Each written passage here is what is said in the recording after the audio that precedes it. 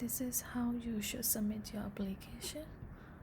So if you have already filled all your basic information and education, and then you should go to the home page, and here you can see your respected program, and you can, if you want to apply for bachelor, click on bachelor, agree on the attention, and then you need to agree the application condition here, and make sure you read all the condition.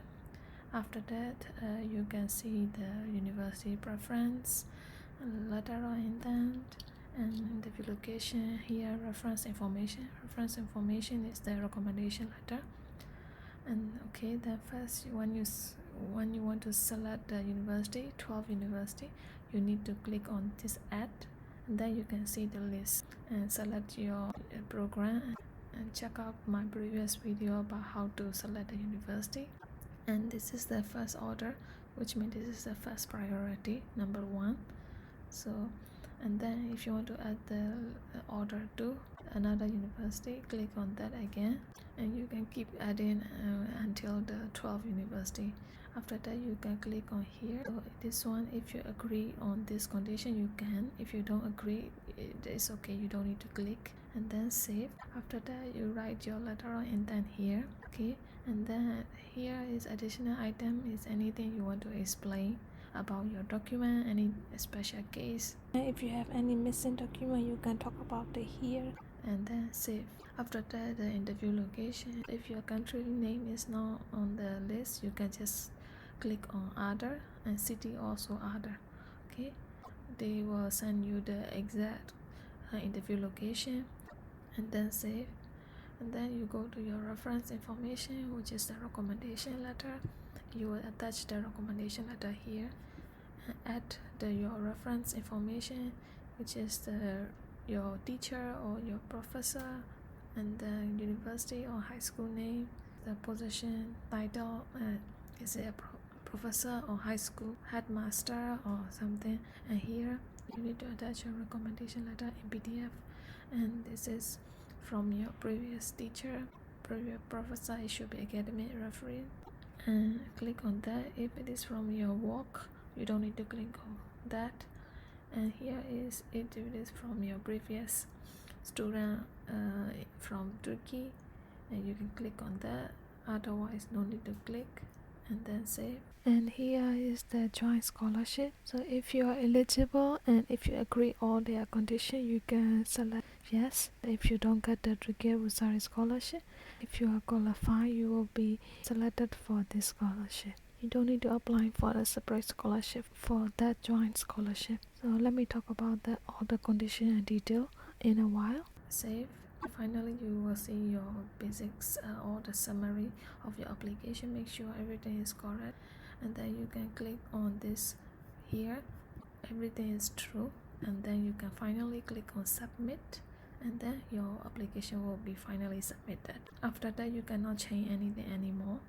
So if you want to change any information in your education or basic background, you go to the home page, and then you should delete your application. But you don't delete that many times, and you don't delete it near to the deadline, because your application will not be successfully submitted if you do it many times. ISDB scholarship provides scholarship for different type of country.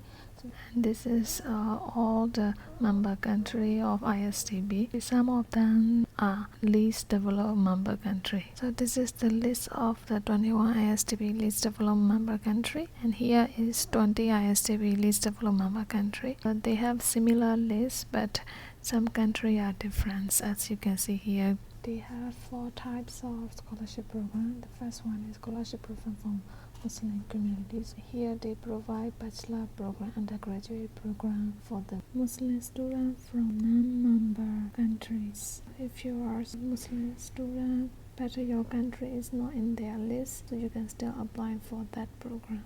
And the second is master program. This is for only the citizen or 20 ISDB least developed member countries. And then the merit scholarship program for high technology is for PhD and postdoctoral. students from member countries. The last one is the ISDB ISFT scholarship program, which is only for the bachelor degree, undergraduate degree for 21 ISDB least developed member countries. For the Joint-ISDB scholarship, they have different conditions. They will not provide you with a dormitory, but they will give you the monthly support for the dormitory. So you have to find a dormitory or you have to find a house by yourself since the beginning. For the undergraduate, this, and for the master, this amount. For the doctor and PhD level, this amount. This amount is already include the accommodation support and monthly stipend together. They also cover university fees, health insurance, the flight ticket, and then Turkish education course. You still need to take the Turkish 1-year course.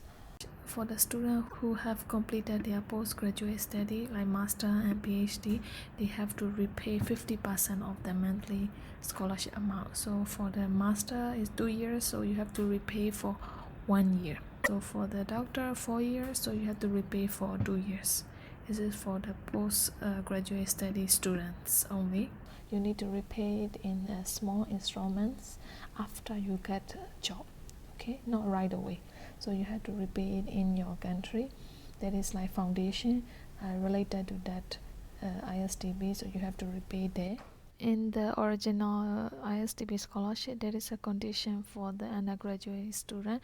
After you have graduated, you have to pay for the first year of your master. If you're going to continue your master, they will pay for you the second year. But if you are not going to continue master, you have to pay for the first 1 year of the new student from your country. So that new student will join the undergraduate and you will have to pay for the first year of the student expenses.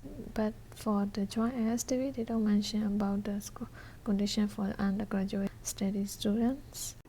As for the return policy, you will have to sign that you will commit to your study and also serve your community and country after graduation. So they didn't exactly mention how many years you will have to work in your country. They only mentioned that you have to serve your community and countries after graduation. This is the list of the eligible country and the program they show in the Turkiye Burslari application for the Joint-ISDB. So the first one is for undergraduate, but this one is for only Muslim community in non-member countries. But here they show the least developed country. I'm not sure why it is there. Supposedly it should be the Muslim student from non-member countries. Just in case if your country not in this list but you're still a Muslim student in non-member countries, you can also click on yes. For master and PhD program, it has the same list of country, and this is the university list and the department list. Your preference should be in this list. So if your preference are not in this list, you will not be considered for this scholarship, even if you click on yes. So make sure you check the list and compare with your preference list. Okay, then if you agree all this condition, you click on yes. This one is Foundation Joint Scholarship, but this is only for the citizen of this country. And that's all.